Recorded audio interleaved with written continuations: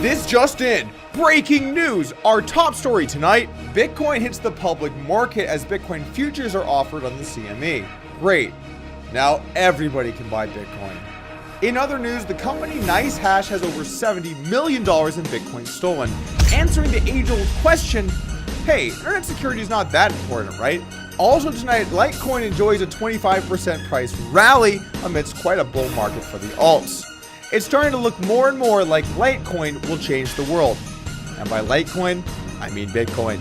And finally tonight, Andreas Antonopoulos becomes a millionaire overnight. Sorry, multi-millionaire overnight. Sorry, a millionaire over... What? Bitcoin's fucking flying around. All of this and more tonight on Crypto News. Needs a little work. Now, we have a lot to get into today, but before we do, I just want to say that this channel was a long time coming. You know, I've been involved in the cryptocurrency space since at least 2013. And frankly, you know, I've believed in the concept of virtual currency for a long time. So I've been interested and following along and been invested for quite some time when it comes to Bitcoin and cryptocurrencies.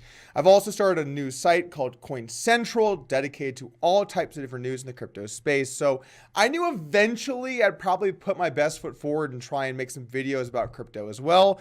I was just looking for that time when I could dig deep down into my soul and really spread the good word about, no, I'm just kidding. Search volume 10x'd in the last 2 weeks or 5x'd. Those views though.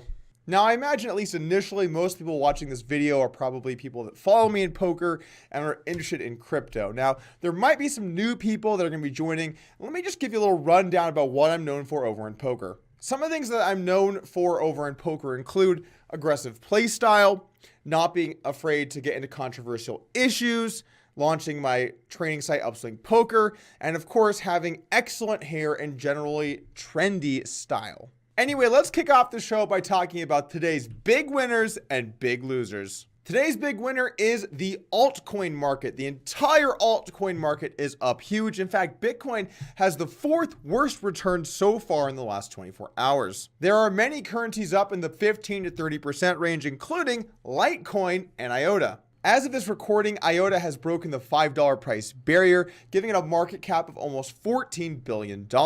And this really has just kind of been IOTA's week. You know, we've seen the currency constantly going up all week, getting a lot of mainstream attention, and it has moved all the way up to the fourth biggest cryptocurrency in the entire market. Now, Litecoin's massive surge today is thought to be maybe partially because of an announcement that they will be accepting Litecoin over at Steam, and you can use it for vouchers for Steam products. I'm not sold that just that announcement could make the price go up this much, but it certainly played a role. There might be some other factors at play too, like Bitcoin having high processing fees and time right now, but it's hard to say exactly what caused the surge. There were many other big winners today. It would be hard to go through all of them. So let's move over to our only big loser, Bitcoin.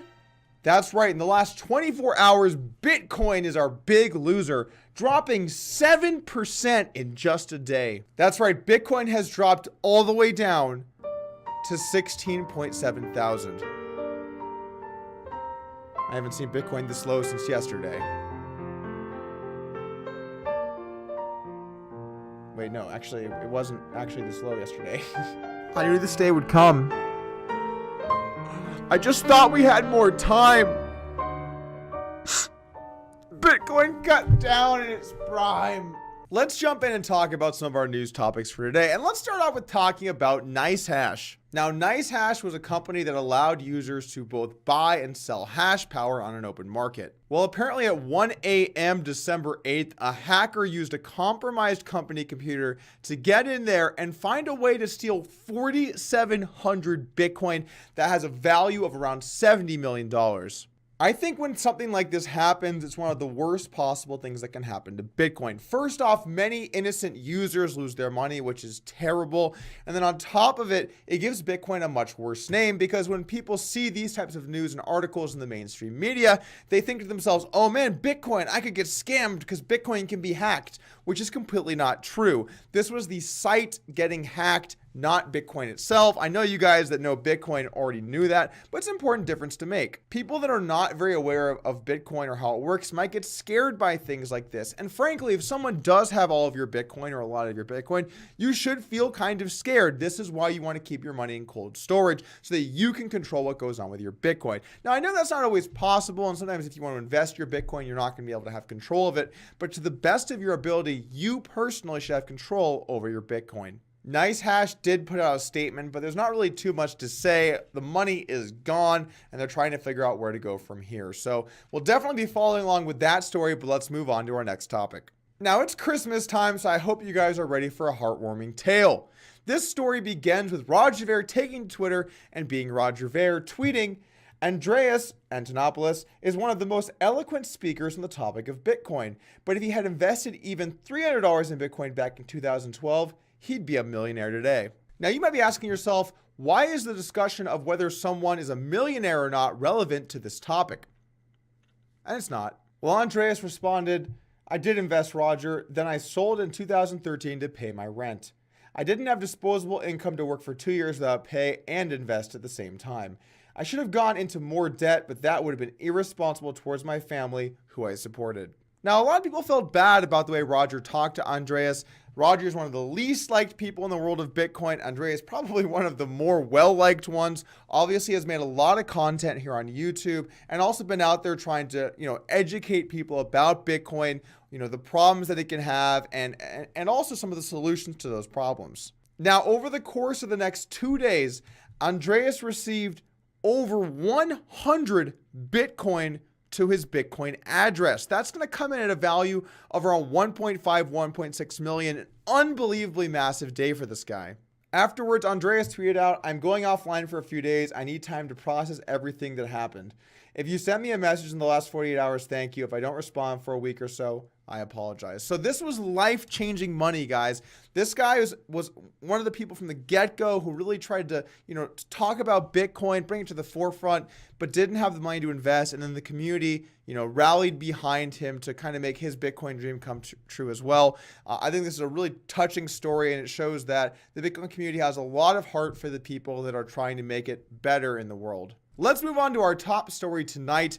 Bitcoin futures are being added to the Chicago Mercantile Exchange. Now, let's start off with talking about what a futures contract is. It's basically an agreement between two people that at a set date, a set item will be bought for a set price. The person buying that item is going long on it. They believe that it'll be worth more than that price when the date comes.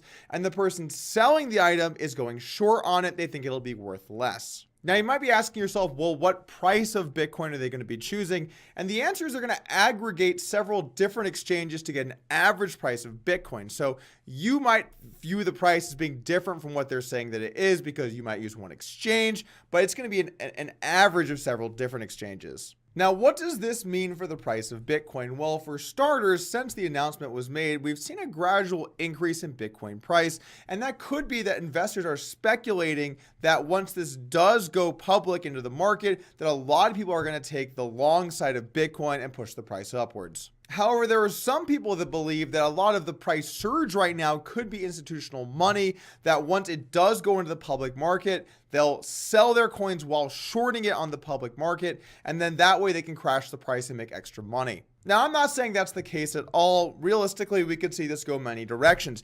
It could go massive when it finally is hitting the public market. Everyone's longing it, and we could see Bitcoin surge huge. We could also see the opposite. There were many people stuck in their way of thinking that Bitcoin will fail. It's a bubble. Tulips. Tulips. Something about tulips again. Tulips. I feel like people that hate Bitcoin are like the old guy and like Bitcoin's like on their lawn. It's like, rah, tulips. Get off my lawn, you damn tulips. That was a pretty shitty analogy. Now you might be upset. You're thinking, Doug, what am I supposed to do? I'm only here. I don't really care about what you have to say. All I want to know is should I buy or sell and what's going to make me money? And look, I really don't know, guys. I'm not a financial advisor in the least. I don't know exactly what's going to happen in the short term, but I will say this. I believe in the fundamental value of cryptocurrency. Being able to have digital money is just better than having cash on you. It's much more flexible. Also, ultimately, God willing, fees should be much lower because it shouldn't cost nearly as much to send Bitcoin online as it should as it might when you're working with a traditional bank, although that is not the case right now. Also, as a store of value, Bitcoin's deflationary. There's only ever going to be 21 million Bitcoin. You're not going to have to worry about them printing more. So I believe in Bitcoin. I believe in crypto. I don't know the effect that this futures contract will have in the market. If you're interested in reading more about this, we have a link in the description below from Coin Central. Great write-up on what's happening with the futures contract, so definitely make sure to check that out. That's going to do it for today's news video, and if you're interested in more videos like this, hit the subscribe button. If we get a lot of people interested, I'm going to spend some time making these, so I'm happy to be here, glad to be in the world of cryptocurrency, and I'll see you guys soon.